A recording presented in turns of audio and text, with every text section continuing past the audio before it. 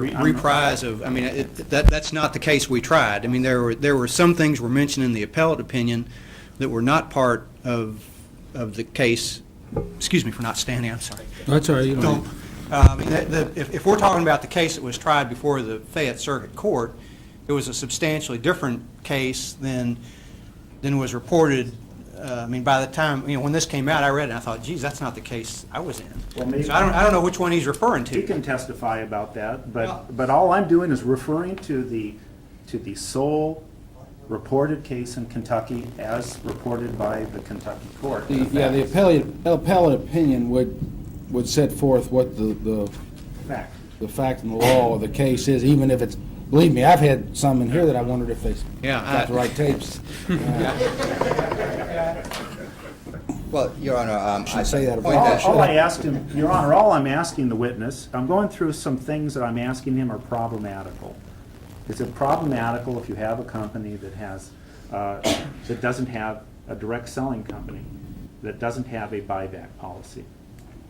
I would think that would work as a negative for the company. No, I don't think that would make it against the law or a pyramid scheme. Yes. TravelMax has a buyback policy, does it not? Yes, it does. Matter of fact, its policy exceeds the standard of the Direct Selling Association, does it not? I do not know that for sure. Direct Selling Association requires 1 year buyback policy. TravelMax gives 100 at 90% 1 year. We are getting into little closing arguments there. He just said he's not familiar with those policies. Is that correct? Yes, sir. Okay. All right. In a Dare to Be Great case, people were encouraged to basically make presentations along the lines of fake it till you make it. Would you agree that that would be problematical? I think that would be a negative in the program. Telling people that you're really doing well when in fact you're going into debt?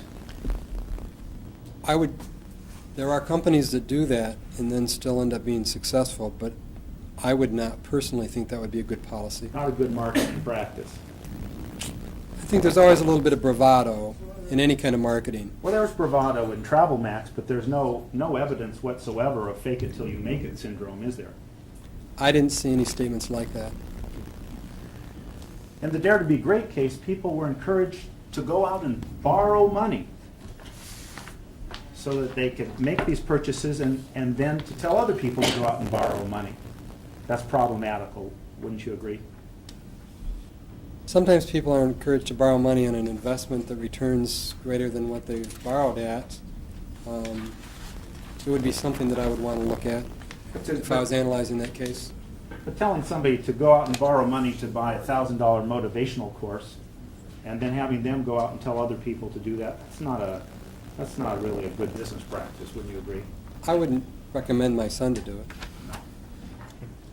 There's no evidence of that type of behavior in the TravelMax case, is there, to your knowledge? I never saw, in what I read, anyone ask anyone to go borrow money.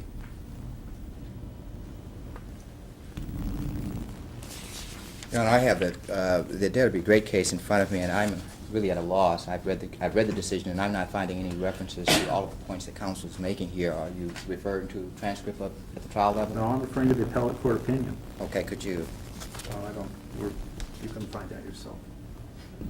I don't have it in You front find of it, me. but you can't help me find it. Okay, we'll play That's by not different my rules. job here. Okay. I just don't see that, what he's referring to in the case, so.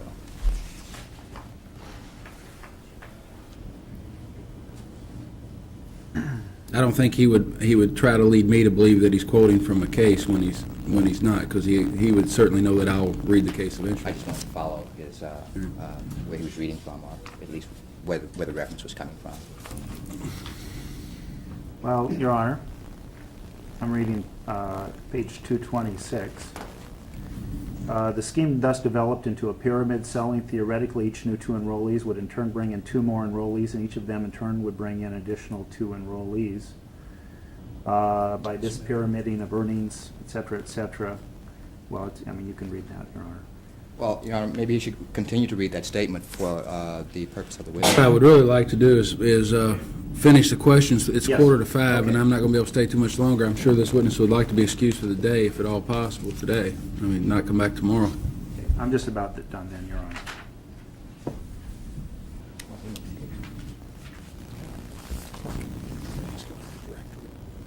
There are elements in leading direct selling company programs, you would agree, that are good business principles in the direct selling industry. There are some that we can identify. I think there are some very successful direct selling firms that I believe probably have some very sound principles to them. Have good, okay. Let me just go through a list of a few, and I think then we'll be done. I just want to know if you agree with these principles. No purchase requirement other than an at-cost sales kit. Okay, yes, I agree with that. We verified already that that is the case with TravelMax. No inventory purchase requirement. You agree with that principle? Well, again, Well, on all these but programs, the reason I'm hesitating is because you're going to say, do you agree? And then you're going to say, well, we established as a TravelMax. I don't know. I haven't established, there's no inventory. I mean, people buy a product, buy $800 to qualify themselves. That's buying inventory. Now, that's not inventory loading, but that's buying inventory. Are you asking me about inventory loading, or are you asking me about buying inventory? Required inventory purchase requirement. They buy $800 worth of value. If they choose to resell that, the period they have, I would consider it inventory. But there's no inventory requirement. To qualify their center, it's a requirement. Well, remember, we already established that an individual doesn't have to buy anything. He can just sell to others. No, we didn't. I didn't. Well, should we come up again with that compensation plan? I thought we went through this. We identified. Can we have a stipulation that you can, that for $25 you can sell travel? I mean, is that in the brochure somewhere? Your Honor, again, in my opening statements, I presented to the court that basically this would be a case about whether form shall rule over substance. I think the problem here is that the Commonwealth can and is willing to stipulate to the fact that there are a variety of ways, specifically 3, in which these so-called products can make it to the marketplace, if you will. Whether it's the intellectual product being the tutorials or the VIP package. I think what happens here is when the presentation happens, there is absolutely no focus for the most part on which of those 3 methods a person should take. In fact, at least as I see the video, and I think as several witnesses have indicated, the focus seemed not to be on get it and resell it to somebody else, but get somebody else to buy it from TravelMax. That's the testimony, and I think that's where the confusion here is in terms of, well, is this inventory versus inventory loading? Because there are several things happening simultaneously. Yeah, I mean, I think I understand what you're saying, that no one's required to purchase anything, or they can purchase the $25, but you're saying in practice, what goes on is to make the big money, you need to purchase these 3. I think the videotape specifically shows that people are specifically told in order to make commissions, you're required to buy at least 1 business center and encouraged strongly to buy 3. You know, I object to the buying of a business center. We've been over that a couple times. You do not buy a business center. Your Honor, the defendant's own language refer to this throughout as BC 001, 002, et cetera, and they specifically refers to it as buying a business center. That is a business center, but it's not buying a business center. Right, let's go on for Let me take it in a questions. different direction. I didn't think we had a disagreement about this because if you're an Amway or Shackley, you need to meet your personal wholesale volume. That's a purchase requirement in order to qualify for your commissions. But we would not call that a required inventory requirement, would we? I would, to get back to the source of confusion, at least in my mind, you asked me about the $25. When I first laid out the program, given my analysis, it was never clear to me what a person could or couldn't do or what kinds of commissions they would make if they purchased the $25 option. I could not find any evidence, and no place did I ever read where if you purchase a $25 option, you then qualify for 40% of the agent's commission. I never found that in anything I read. And I tried to find out in my analysis, given the information I had, what you got for the $25. You do get the sales kit, and you're a member. I just was looking for incentives, commissions, those kinds of things that would be activity, incentives and commissions associated with activity at the $25 level. And so my source of disagreement here is simply that I don't agree that based on my analysis, the $25 allows the person to then effectively represent and collect commissions on travel. Well, of course it doesn't, because you have to be a travel agent if you're going to get commissions on travel. But Commission- you can get commissions on the sale of other products. When I was up there, didn't we make it clear that basically you can sell these products, be an order taker only? As a matter of fact, Mr. Turner was willing to stipulate to that. Are we not in agreement on that? Your Honor, we would be more than willing to stipulate that basically there are people who will simply come into this for one purpose and one purpose only, and that being to buy, once they buy the tri-pack, to sell the tri-pack to someone else. If that's what counsel is asking us to stipulate too, we'd be happy to do so. No, that's not what was stipulated. What we're saying, an individual can join this company, pay $25, get a sales kit, and he can work his way up through the program, qualifying for his personal sales volume either by buying wholesale for resale or personal use, or by merely being an order taker, going out and getting a customer to buy that VIP package. You can move through the program either way. There's no language that I read that May I approach the indicated witness, Your Honor? what that $25, I understand what you're referring to, but what I think is a gap in my understanding, Your Honor, is that I never read in any instructions that if you come in at $25, you can then buy the pack and sell it, and that procedure is somehow a separate procedure from the $500 I'm now part of the organization. I never saw any language that talked about that. Okay, well, I'd like you to read out loud 2 and 2A. I can't do that without reading the first one. 2. Well, Yeah. read, you want to read 1? Yes. Read 1. Okay. Create your business centers by becoming an independent representative with TravelMax International. Qualify each of these business centers with $800 in personal sales volume. This can be accomplished in 3 ways. Do I continue, Don? Yes, I want you to read 2A. Retail, sell 2 TravelMax International products or services to 2 customers. Wholesale, sponsor 2 people who become independent sales representatives and who purchase 2 TravelMax International products or services from the company at wholesale. That's B. Okay. Went through B. Oh, you can have C if you want. No, that's all right. You're done. Okay. Now, you say you searched the material. Does this either refresh your recollection or help educate? Doesn't change my analysis at all. What is there about this language that you don't understand? It seems to me in plain English. I used it that says piece- There's 2, and if not 3 ways that you can qualify for your personal volume, as you would with Amway or Shackley. You can't, this specifically says you can buy it at wholesale for resale, or you can be an order taker and you can sell it. Before I could reach that conclusion, I would have to ask questions. In other words, first of all, my analysis is not just based on that piece of paper. It's based on the transcripts from the presentations and the video and other material. So I didn't rely solely on that piece of paper. The questions that I would want to know are, if I pay the $25, what is my cost of the package? What are the commissions I get on selling the packages?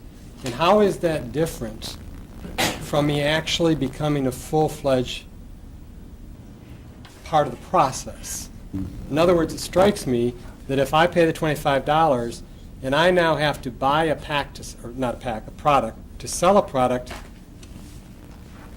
I don't see where that's different from the person, I mean, forget the $25, that's what it's all about anyhow, is get somebody to buy the product.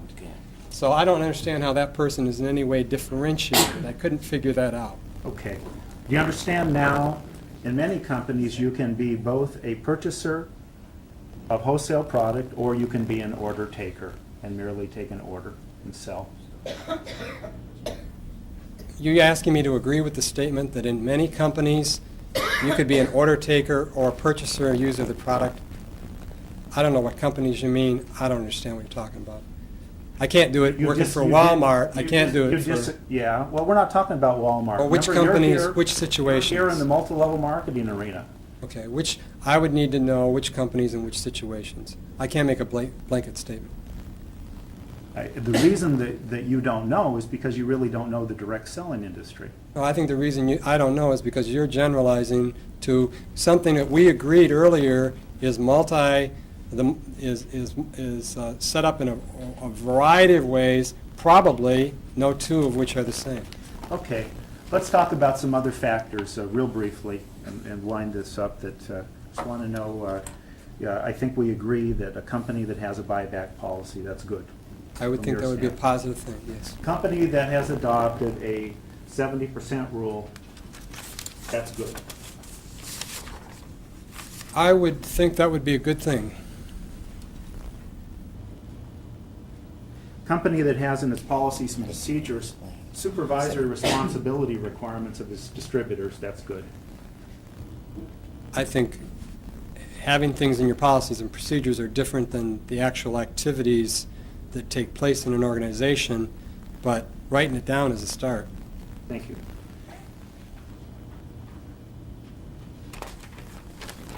Company that has a prohibition in its marketing materials against false earnings representations, that's good. As long as it's enforced, it's good. If you are aware of the fact, which is in evidence, that the company has a compliance department that does do enforcement on distributor indiscretions when brought to its attention, would you say that's good? I would need to, before I reach that conclusion, I would need to see what their actions are. If I myself looked at the relevant information and saw that their actions were what I expected them to be, that is, that when people acted in ways contrary to policy, someone identified that errant behavior and used carrots and sticks to get people to comply with policy, if those are the things I observed, then I would say that's good. Disciplinary activity, suspensions, terminations, that would all be evidence. If I saw evidence of that, if I could have access to evidence of that. Well, let's assume there's evidence in trial that has taken place. You would say that was good. You know, I'm I'm sorry. not Your Honor. asking you to assume it. There has been testimony, and exhibit has been already introduced on this point. In Well, some- you are asking to assume it's true. Yeah, No, I don't assume it's true. you don't assume it's true. And now I'm telling you it's true. I still don't assume it's true. I didn't ask you to assume it's true. Well, I'm then, telling you. I guess I don't need to It's answer in it. evidence. Okay, if you ask me to agree, are you asking me to agree? Now that you know it's in evidence, all I'm asking you is that good? No, not necessarily. Oh, you mean having a compliance procedure that takes disciplinary action, suspensions, terminations, or otherwise, as you said, should be done, you don't think that's a good idea? I said that the procedure would be good as long as it's enforced. If I personally was asked to look at the situation, found evidence that it would be enforced, that would be good. You seem to be asking me to agree with the statement that someone has entered into evidence that these things happen, therefore I should come to the conclusion that that's good. I can't agree with that statement. Phew. Okay.